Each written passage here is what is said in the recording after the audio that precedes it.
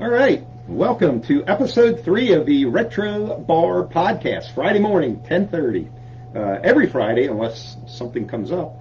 Anyway, last episode, we had a guest. You'll notice we don't today. Okay. But we talked a lot about mental health, and we sort of cut it off last time with the social media and how it might affect children for the good, for the bad, for the worse. And we sort of cut it off there. So today we're probably going to pick up a little bit on that and sort of also combine it with, and this sort of came up because of the Katie Myers, Stanford soccer goalie who committed suicide, the pressures that are basically put on kids in today's world that obviously become too much for some people. Yeah. And Paul here, having been, again, a resource officer at Ephrata School District, his last 5 years as a police officer, has a lot of firsthand knowledge on that. And I have a little because of having coached 1 year of midget football years ago, but I can chime in a little bit on the sports end of that. So anyway, I'm going to let Paul start with what goes on in kids' minds today. And before we get started, I just want to do a shout out to just a couple things here. Kelly's fantastic trivia last night. There was over 20 teams. You packed that place out. It was packed. And that was a good night. And don't think I don't feel pressure when the crowd's that big. I believe it. I'm old enough to get over it. Shout out to Old Republic for hosting it every week. That's fantastic. Yeah. And Amanda and the Wilsons, and it's just a great place to hang out. And we very rarely win, but we do have a lot of fun gathering with friends and listening to Kelly do his trivia and all his comments that he has afterwards. He's not a guy that just sits there at a little podium and just talks. He actually goes around and interacts with everybody, which is really cool. And I even had to correct a couple mistakes last night that were brought out. My own doing, but hey, I manned up. Announced that I made them, and we carried on. Yes, every now and then he slips up and he does kicks out an answer that he's not supposed to kick out. Like, oh, well, that didn't come out. But, it's all for fun. It's all good time, and we really do enjoy it. So shout out to the people who are all responsible for that. So now, do who you really want to shout out to. My wife, who turned the heater in the basement on so that Paul didn't get chilly. I don't know if you noticed the last couple of weeks there was like ice cubes coming off, like icicles coming here, and so Sharon, all right, meet down here. All right, now we'll get to our serious discussion. Yes, so last time we were talking about mental health for kids and the challenges that they face today, and Kelly and I were talking earlier, there's so many different variations or reasons why kids, adults, have the mental health. So, we talked about the phones and the social media and what's going on maybe in school or their friends. And Heather brought up a really good point, last week that you can't just shut things down on social media. Kids are kind of, like, say, not addicted to it, but there's some physiological that comes out of that. Right. And that is their way to reach their friends. So if there's some type of a sleepover or a gathering of kids and one misses it because they're not allowed on their phone, that does really affect them in a lot of different ways. Feel isolated from their friends that they finally made. Yeah. And now all of a sudden you take that away. Sure. You think it's, what's the big deal?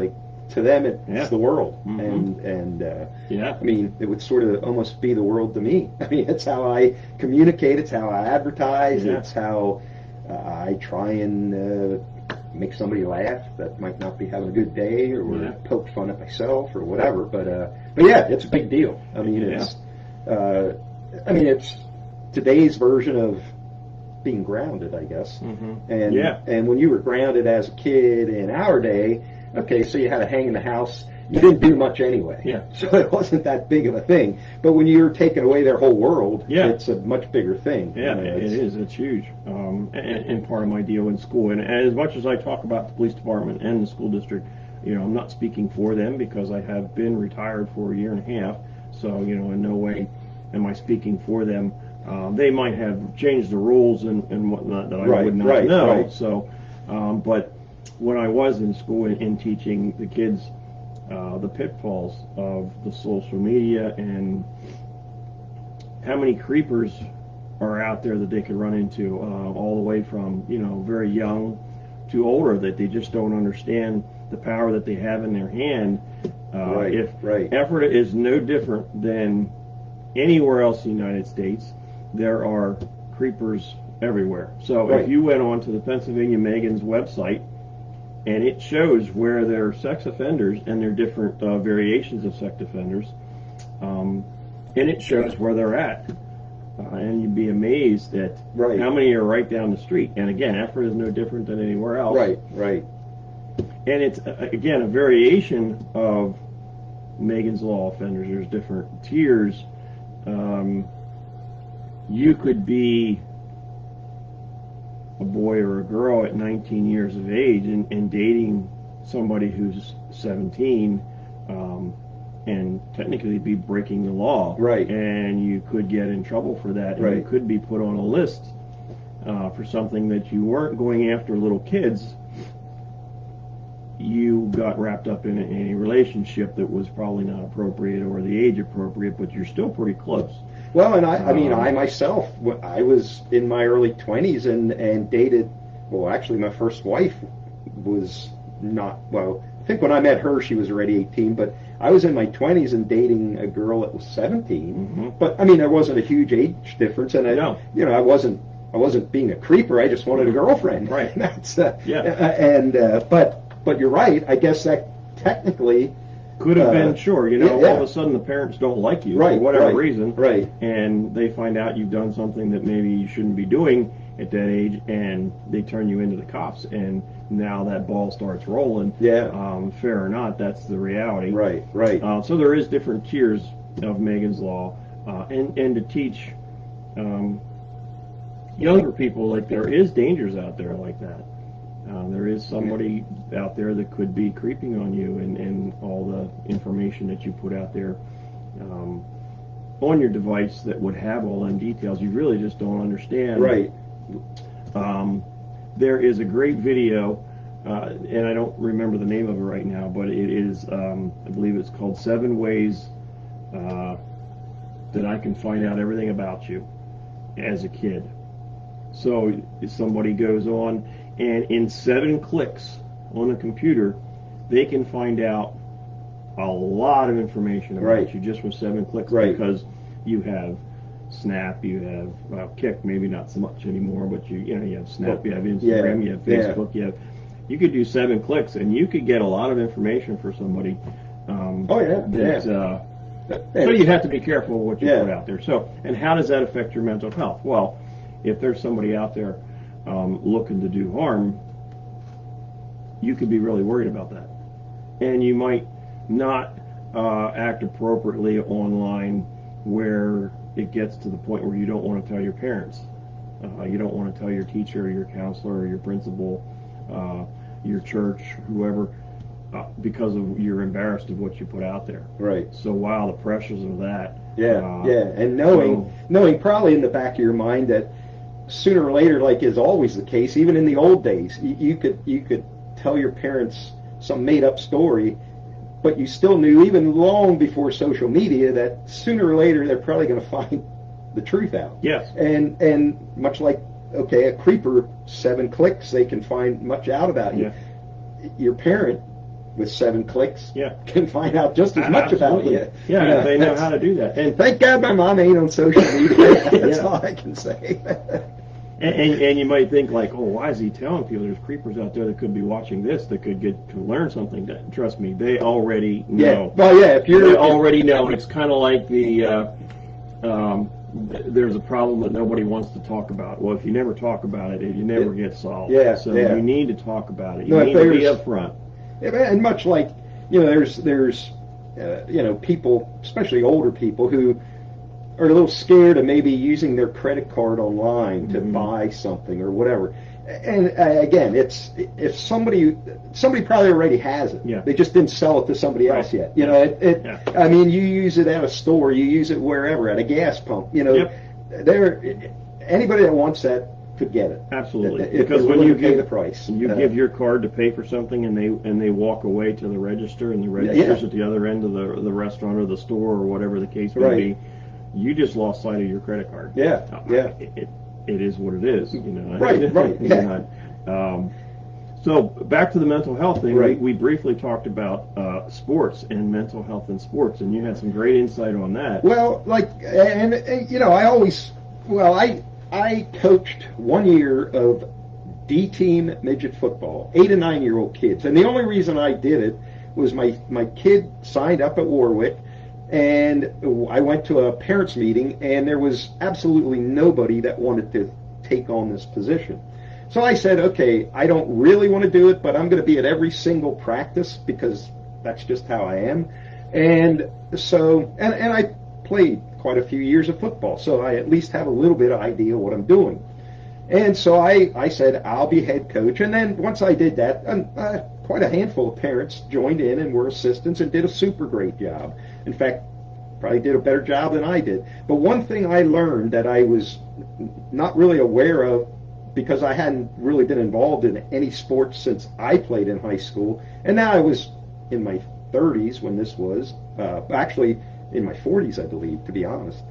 Probably 15 years ago. I was probably in my mid-40s. But so anyway, I take on this position, and at the time, Warwick's D team, we had like 65 kids, and all these kids, when you were on the D team, you were 8 or 9, and it would have been your first year of ever playing organized football. So these kids knew nothing, and that was not a bad thing. Mm-hmm. The problem came in when, out of these 65 kids, now you realize 11 kids can play at a time on the field, and you can try and rotate in. And what we did, we ended up having like Monday night games, but the Monday night games were at an elementary school, grass field, not the prime setup, but so some kids got to play Sunday on the big field at Warwick. Some got to play Monday. The kids could have cared less. Mm. They just wanted to hang with their buddies and learn a little, but they were just there to have fun, and they did. But the parents went ballistic if their kid ended up having to play a Monday night game on a grass field instead on the turf at Warwick. And I go, what is the deal with this? Yeah. And honestly, till the end of the year, like I just couldn't, and it wasn't every parent. It was maybe 2/3 of the parents. Some were great. And what I found out also is, it seemed to me that the parents that were the most, my kid's going to get the next scholarship to Penn State, even though he's only 8 years old, were parents that didn't themselves play sports. So I guess, I hate to say it, but I guess some of them were trying to live through their kid, and maybe they missed out on it for whatever reason when they were in school, and now they want to sort of live through their kid being a star. And I coached 1 year. I was never planning to coach anymore at all anyway, but that sort of sealed the deal. I'm not dealing with it. Because back when I played, it wasn't like that. Your parent had very little involvement. I mean, they take you. My dad actually was a coached before I even was old enough to play, and then coached me in midgets, and 1 year in midget football. And, there's sort of two ways when you're the kid of a coach. Either your parent's going to sort of try and turn you into the star of the team, or he's going to use you as an example. Yeah. I myself was the example. I remember when I played 1 year for my dad in midget football, like, he didn't follow me from A to B to C team. He coached where he coached, and I was on his team 1 year, and I swear we practiced at the Denver Park, and one night I got the feeling I was trying out for the cross-country team instead of the football team, because every time I breathed wrong, I was sent to run a lap. And I wasn't the only kid. They were big on running laps back then, which is probably why we were in shape but sucked at football. But anyway, it wasn't, other than that, parents weren't all that involved. But now, I mean, back in the 90s when I coached this D-team football, it was, or in the early 2000s, I guess, parents were much more involved and much more involved in what I would consider a negative way. And from what I understood from a couple people I knew who were assistants on high school teams, it wasn't a whole lot different with high school teams. Why isn't Joey playing? Yeah. Or and in my day that wasn't the case. Like if you went home and said, I didn't get to start, well, maybe you ought to work harder. And that's but so now I think parents are. You got all these travel teams, these premier teams. These kids are 10 years old, and the parents are taking them to swim meets and soccer tournaments 3 hours away from here. And number one, I think the kid gets burned out. And number two, I start to wonder, how bad does the kid really want to play the sport? Are they doing it because they love it, or are they doing it because they started doing it and they see how overjoyed their parent is hauling them around to these places and being part of something, and they're afraid to say, hey, I don't really know if I want to do this anymore for fear of disappointing their parents. And then you get into high school, and now you got your buddies on the team, and you got your coach you don't want to disappoint. And and when you get to college, you're still a kid. I mean, you're an old kid, but you're a kid. And when you get to college, you've got the same deal. You got your coach, your parents. Plus, you got, if you're good, you've got scholarship money. And if that scholarship is tied to you playing a sport and you decide you don't want to play that sport, now all of a sudden you got a $50,000 bill at college to pay. And so that pressure is... The pressure, it's I'm sure immense. is definitely... and that being said, that there's the other side too, that the kid wants to play and really enjoys it. I like to think that, my boys, when they were playing soccer and lacrosse, that they enjoyed it. I was not into sports when I was in school, so they were, and they seemed to really love it. And that's great if it's the kid's choice. That's not always the case. And even my son, he wrestled. He came home from kindergarten one day and said he wants to wrestle. I never wrestled, so I said, okay, let's give this a shot. And throughout youth wrestling, the coaches at Warwick were super great. He enjoyed practice. He got pretty worked up when it came time for tournaments and that kind of thing. And then as he got a little older, towards 6th grade, he was actually finally starting to catch on to the technical aspect of wrestling. And, I mean, he was never great, but he was starting to look like he might know what he's doing. And going into middle school, I pretty much said, okay, here's the deal. Because I was probably the parent in wrestling that I frowned upon in football. I was not a bad parent in football because I played football. I left him do his thing, and I never wrestled. And wrestling is, I'll tell you, wrestling has got to be one of the toughest sports because not only is it physically demanding, but you are out there, and if you lose, you got nobody else to blame. No, it's all and that's it's you got to have the right mentality not really for that. A team sport. No, it's not. I mean, you're on a wrestling team, but you're not counting on the other guy to help you out. When you're on the mat, you're on your own team. So it's very, very mentally taxing as well. And so my kid, when he was going into middle school, I pretty much said, hey, now it's going from youth to middle school, and you got to be willing. At this point, you either got to be all in or not in. You can't approach this half-assed. And he then decided that he's done with wrestling, and that was good because if he wasn't all in, and even though I don't feel like I cracked a whip and said you're going to wrestling, but at home we'd go out into my gym behind the garage and I'd have him out there and we'd work on stuff. In the off season, he'd lift weights and whatever. And I was probably more overbearing than I should have been with wrestling. And I was looking, hey, we got this weight room, let's put it to use. Come out, we're going to work on this. And sometimes he probably enjoyed it. Sometimes he's thinking, we're going to out there with this old guy and roll around on the mat. And so I was probably a little of that parent in wrestling. Maybe a little bit of me, since I never wrestled. I was still competing in powerlifting. I could seek my glory there. But maybe I was a little bit of that parent. Sure, and you wanted to see do well, you do. And by, and so you want to help them as much. But there's a fine line, I think, between helping them and making them feel that they have to do this. Yeah, the pressures that they have to. And I could definitely see the pressures, with lacrosse and soccer, in that I could, at the games, I could never stand with the rest of the parents. I always had to stand at the very end of the field and watch, because the parents would infuriate me.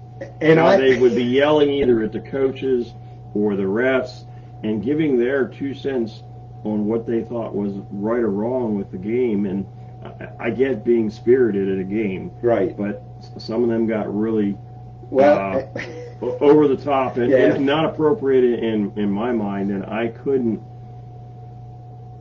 stand there and just listen to it. I would just I understand that. Separate I mean, I got to admit, at football, I used to work on the chain game when I was done coaching. My kids still played C team.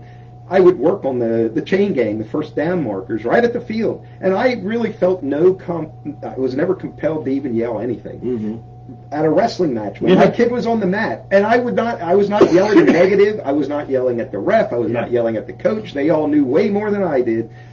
I was trying to yell instructions to my kid. Oh yeah. Not yelling at him detrimentally.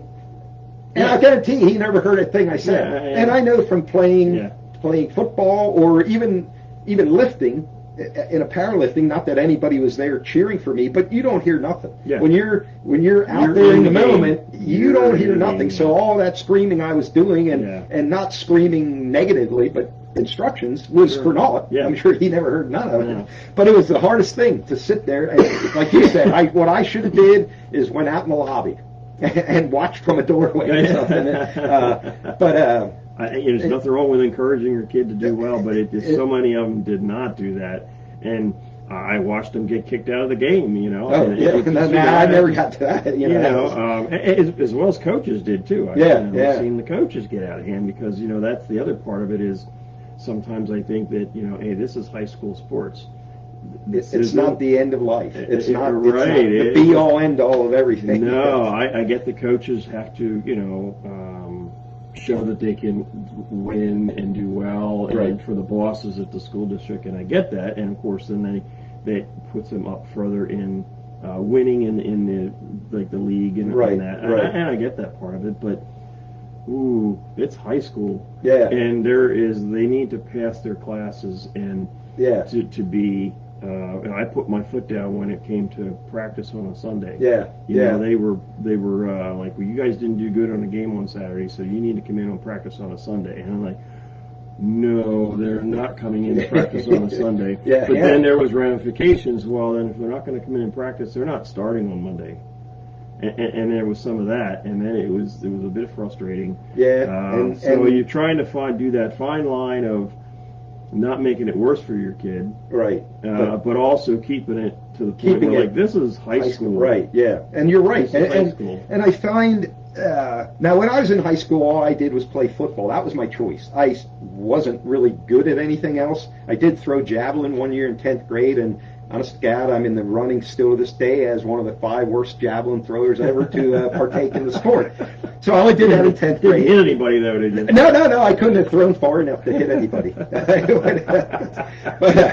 So I just played football. But that was because at that point in time, that was my choice. Mm-hmm. I do think because back then there was no, other than basketball at Calico, but nowadays you got these kids in these sports where they're picking a sport when they're 10, and then they're playing that year round, and they don't get the well-rounded. I'm going to play baseball in the summer. I'm going to play basketball. I'm going to play football. Mm-hmm. They get sucked into one sport at an early age, and then, by the time they get to high school, if they haven't played the other sports, it's almost too late because now everybody else at least has a clue what they're doing. Yeah. And so I think as a kid, I would say up until at least 9th grade, the pressures and these travel teams, these Premier Leagues, let the kid be sort of a kid. Yeah. Let him play baseball in the backyard, play football in the backyard, go out for teams, and let them see what they want. Don't get them suckered into one sport, and then when they get burned out in that sport, they got nothing else to fall back on. Yeah. And it's just tough. And you're spending. I mean, you as a parent are spending a lot of money. Oh yeah, we were $1,000 a year for us. It was with the 3 boys. That was expensive. Yeah, sure. Yeah. Back then, wow, that was. To be well-rounded is good. Like I said, I didn't do sports, so I think it was good direction for my boys, like that they had a positive outlet for their energy. Yeah, yeah. I didn't from up until I was 14. I didn't have that direction, so I probably got in more trouble than some other kids that would have been in sports. Yeah. You know, once I hit 14, then I had joined the Akron Fire Company, Yeah. and that gave me that was an extracurricular that was a great activity. direction Yeah, to keep me in a positive way around positive people, and that was a huge change for me. Right. That was great. And again, that was your own choosing, so you enjoyed it, and nobody was forcing you to do it. Nobody said, "Hey, we got to get up at 3 a.m. to get to Timbuktu so you can play soccer today." And the kids there, "Oh my God, I'd rather sleep." Right. But no, and I say, I got into sports. I was never in the band. I would assume these pressures on kids today are the same whether they're in the orchestra, in a play at school. We're talking physical sports, but you're right. There's a lot. I mean, if you're the competition. lead actor in a play, or you're playing some solo, and the pressures are still there. Yeah. And it shouldn't be at that age. Yeah. If you're not getting paid to play, no. And when I say getting paid to play, that's a scholarship in college is getting paid to play. Yeah. You better show up. Yeah. But in high school, I just think you got one shot. You got 4 years of your life to do the crap that you'll never get a chance to do again. Right. Yeah. So you might as well try and do as much as you can. Because once it's done, it's done. Yeah. There's no, okay, well, I see back. where I screwed up. I'm going back for another 4 years. Hopefully not. But, so I wish I had a magical answer that would say, to help the mental health of any of your kids. But I think it's just conversation and being true. With your kids, and do you want to play? Do you enjoy this? Do you need a break? Do you, not need a break? Just that honest conversation, because it's not only just the sports, obviously, that it's everything else. It's your grades. It's your social media and even your friends. Like you were saying last week about just grade-wise, you found more A students getting into issues with social media than you did a mediocre student. Right. So, is it the pressures of, I got to get an A? Yeah. And a lot of this, we talked not on here, a little bit last week because of her T-shirt, but the Breakfast Club. Yes. Like that, the Emilio Estevez character. Yeah. He was the prototypical sports student who was forced into sports by his dad. Mm-hmm. Be the best, be the best. And then you had the Anthony Michael Hall. Yeah. I don't remember their characters' names necessarily, but he was the kid that was pressured by his parents to never get anything less than an A. Yeah. And he was at the verge of shooting himself with a flare gun. Yeah. And I think because he was in shop class and he didn't get an A. He couldn't make a land. Yeah, right. And that was back in the 80s. So now I think that those pressures have probably increased tenfold. Oh, yeah. And we're talking social media, and this just came to me now, but I believe maybe even parents are swayed by social media. If little Sally's mom posts a picture of Sally doing good at a sport, well, maybe my kid ought to do. He might try to be better than her, so I can put a picture on and be better than Sally, and be better than her parents. And so I think maybe. That's one thing. As my kids grew up, I very rarely posted pictures of my kids. Even now, once in a while, if my kid welds something neat or whatever, and he shares it, I might share it. But other than that, it's up to them to do what they want to share. I got enough crap to share my own to last anybody a lifetime out there. But I do believe social media has pressured parents into being. Oh yeah, you're proud of showing your kids. Their kid off. Yeah. You're proud of your kids. You want your kids to be matched with other kids and do just as well as they do. You don't want them to fall behind. There's you're right. So the parents are feeling that pressure too.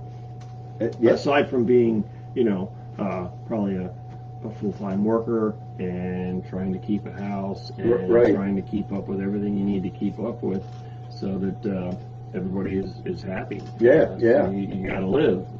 So there's definitely... you got to pay bills.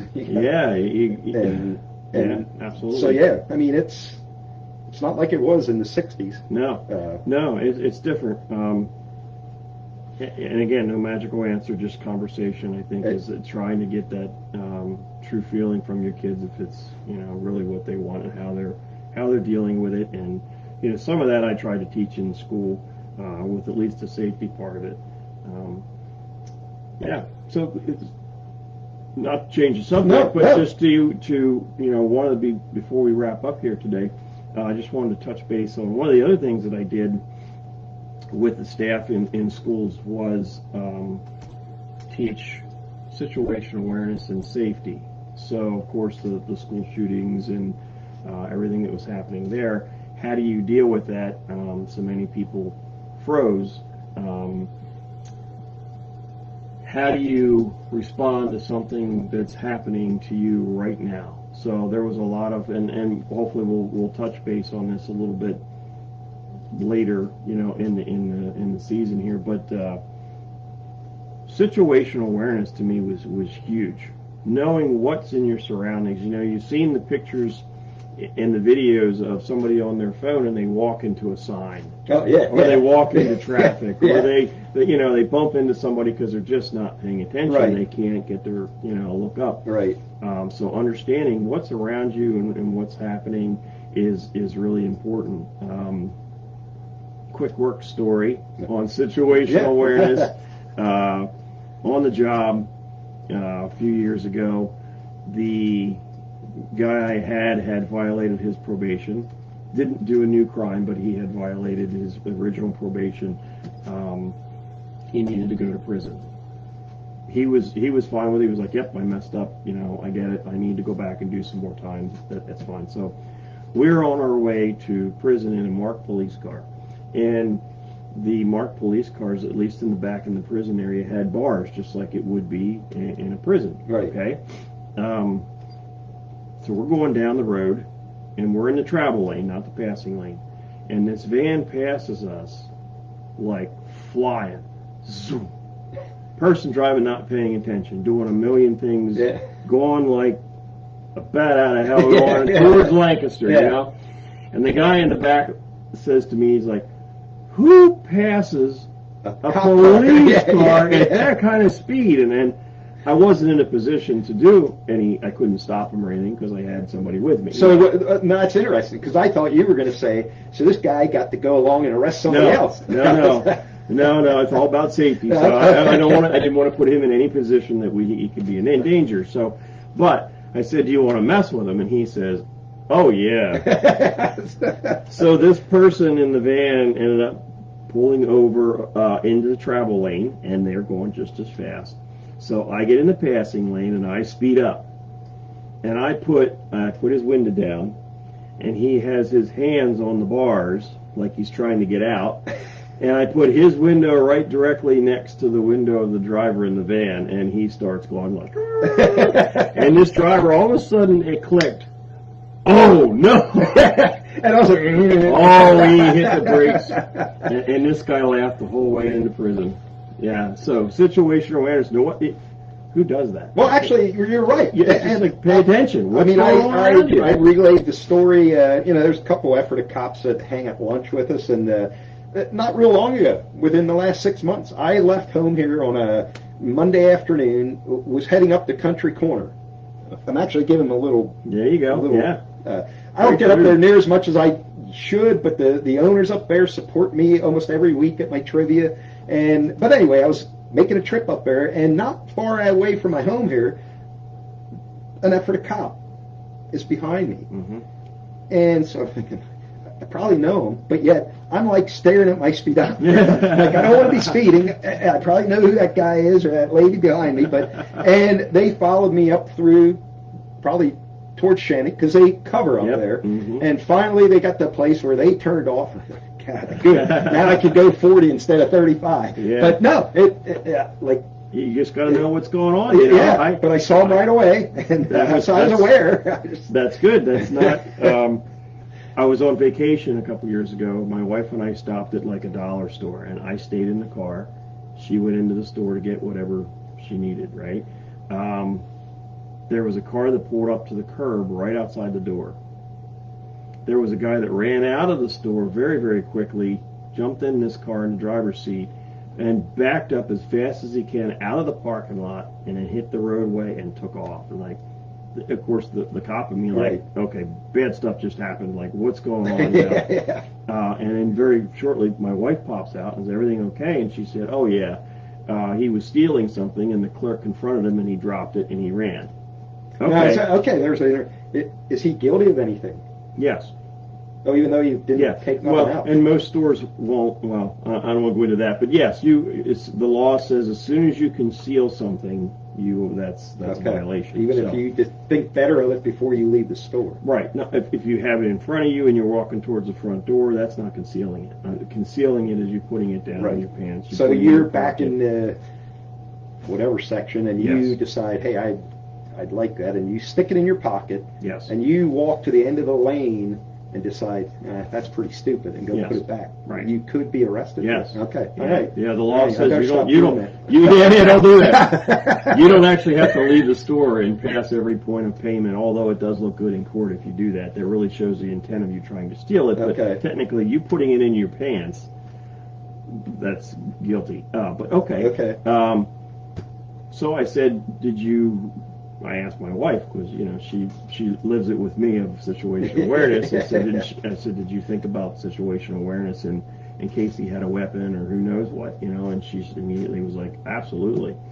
As soon as I heard something, I looked around and I saw there was another exit at the back, and if bad stuff happened, I could get out that back door right now. Yeah. And that is all about what you need to do. Right. You get into a situation, you're looking around like, how can I get out of here if bad stuff happens? Right. You don't want to live in fear. Right. But you want to be aware. Yeah. You want to be prepared. You want to be aware of what's going on. That's one of the things that I had taught in school. The other thing, just very quickly, was you're in bed, it's 2 o'clock in the morning, and you hear your front door being kicked in. Okay, so many people don't have a hardline phone anymore. Right. I don't. Yeah, I don't. It's all cell phone. Yeah. Okay, so I'm not paying an extra, for, no. Where is your cell phone?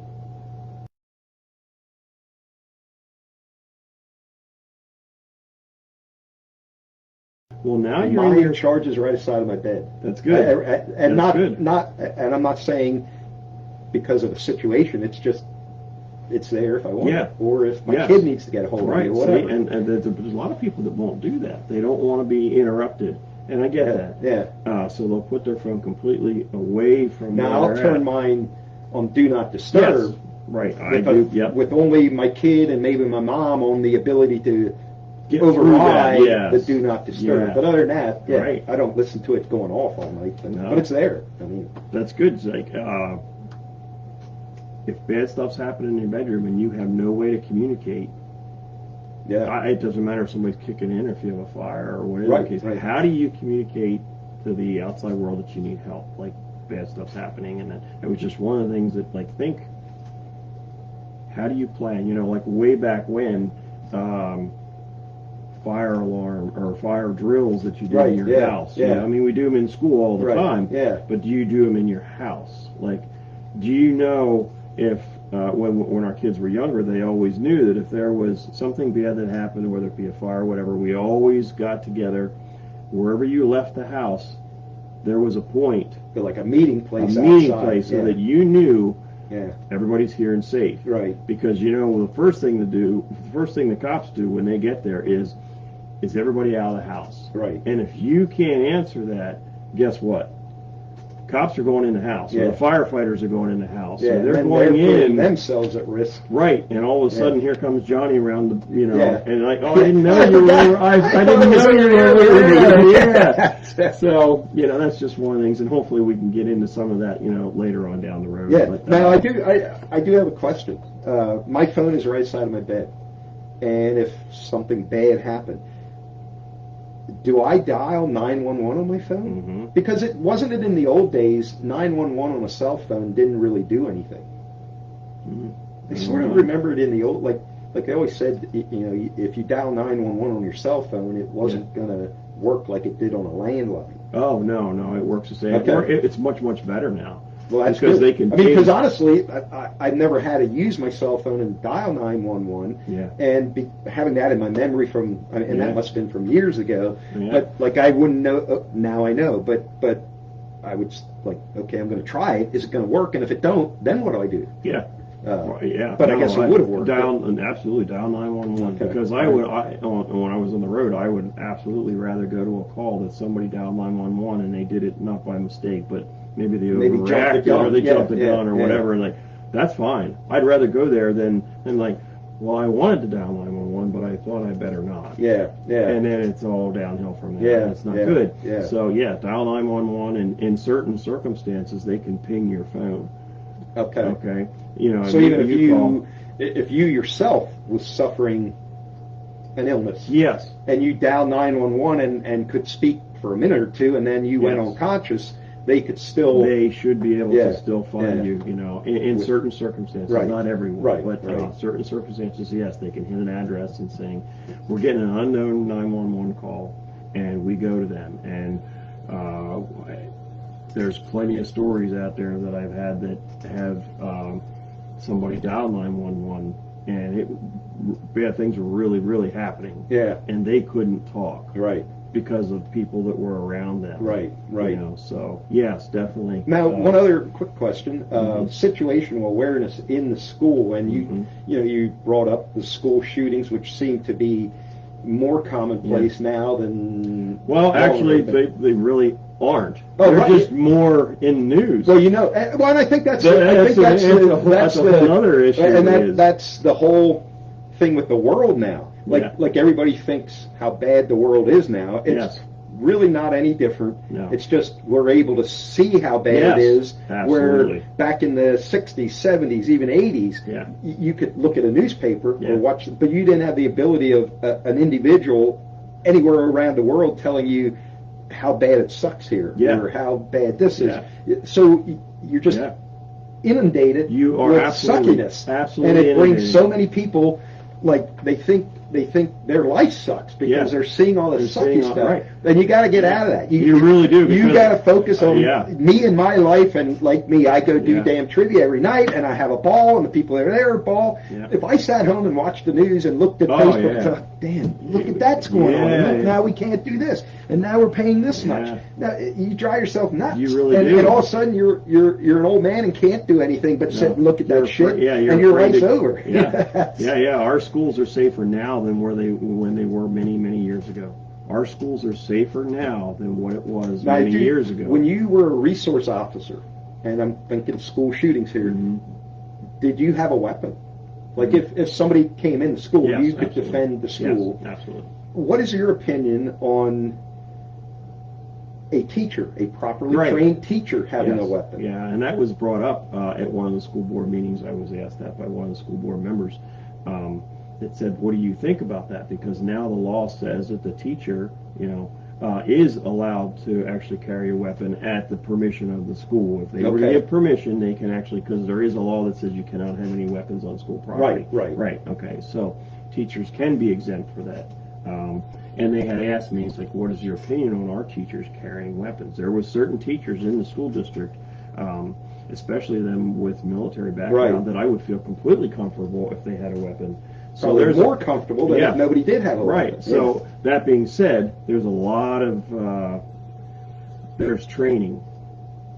The teachers would have to be trained in some way, shape, or form to know the safety of that weapon. Okay, not only for using it, but safety into where they keep it. That somebody else isn't going to, a school kid. Exactly. So that would be a huge hurdle. Right. Like where you surely don't want to have that teacher having a sidearm on them while they're teaching. Right. That just gives the wrong impression, I think. To have them have access to it in a safe manner is not a bad thing, right?